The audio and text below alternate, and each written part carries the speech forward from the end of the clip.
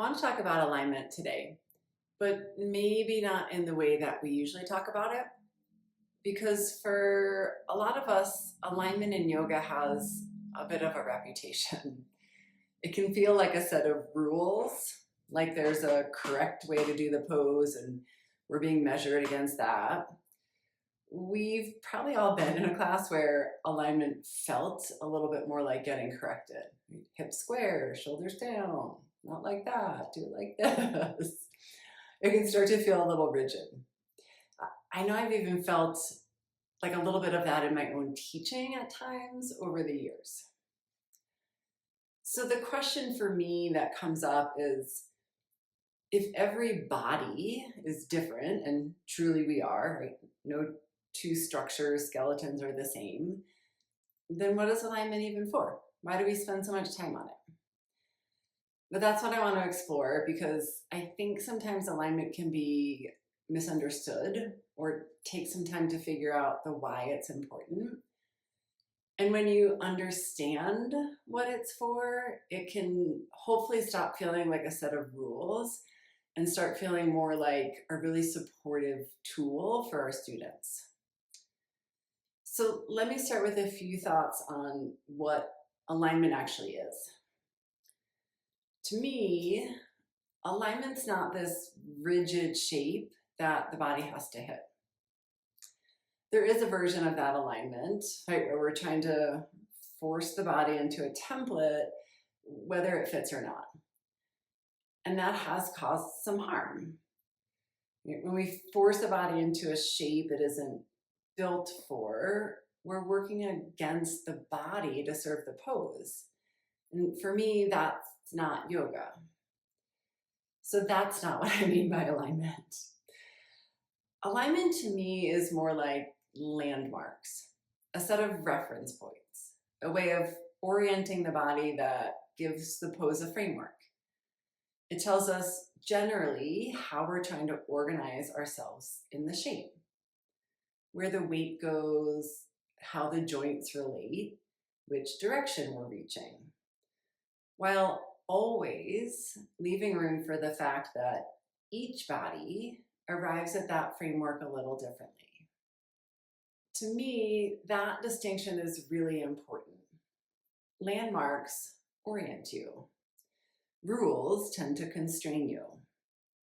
One says, here's the direction we're heading. Find your body shape along the way.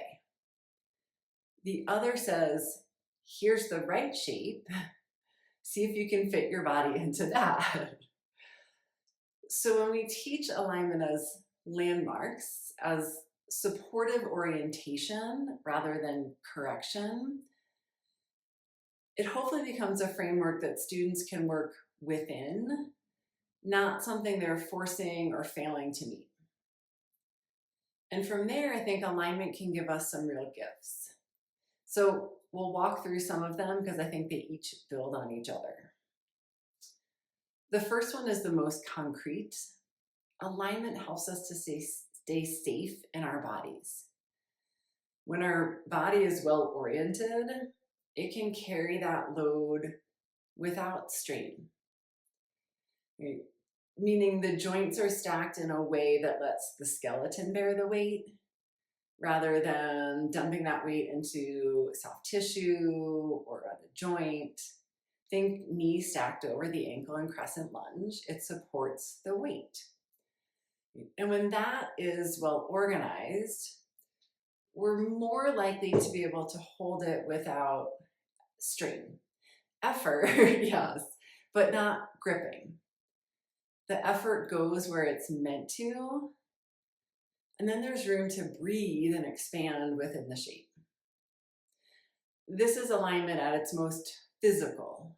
It's load, structure, how we orient the body with care so it can do challenging things safely.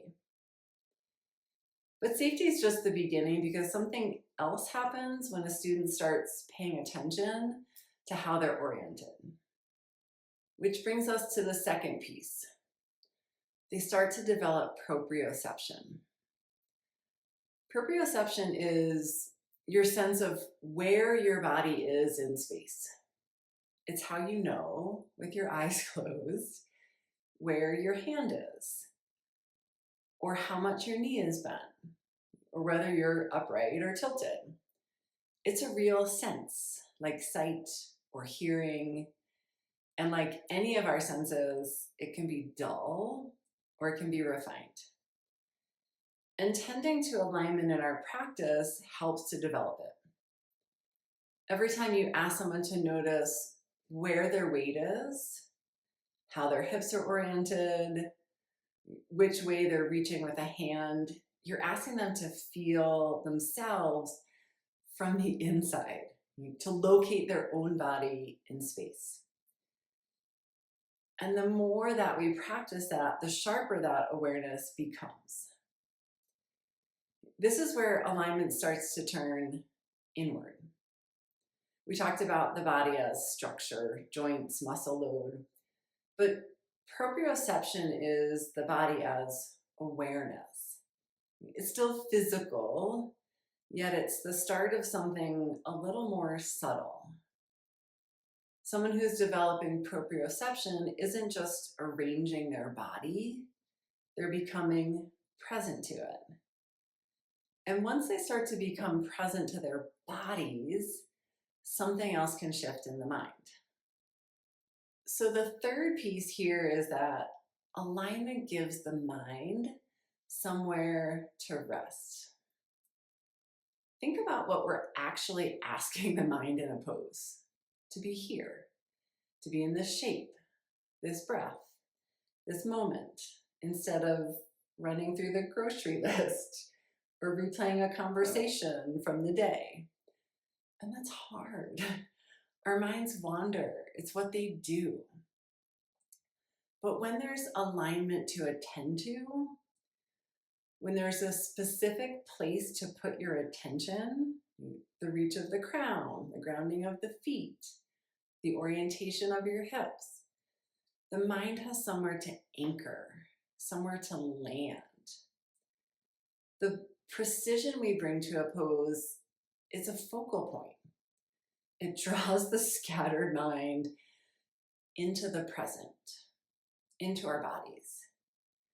And I think that's something that can get missed about alignment. We treat it as a physical piece, and it is, but it's also one of the most reliable tools we have to bring the mind into the body. The attention to detail is that doorway to presence. And for a lot of us, students, teachers, that moment that the mind actually arrives in the body is the whole reason we're on the mat. I know that's so true for my own mind in my practice. Okay, we've looked at safety, awareness, presence, which brings us to the last piece, which for many of us can be the subtlest. Alignment creates the conditions for energy to move. Right? Our poses aren't just physical. In yoga, they were designed as energetic tools. Each shape was created to move energy through a particular area of the body, to open a certain channel. That energetic connection isn't something added on top of the physical practice. It's really all woven all the way through. The chakras, the nadis, the whole map of how energy moves through us. These have always been linked to the physical shapes that we make on the mat.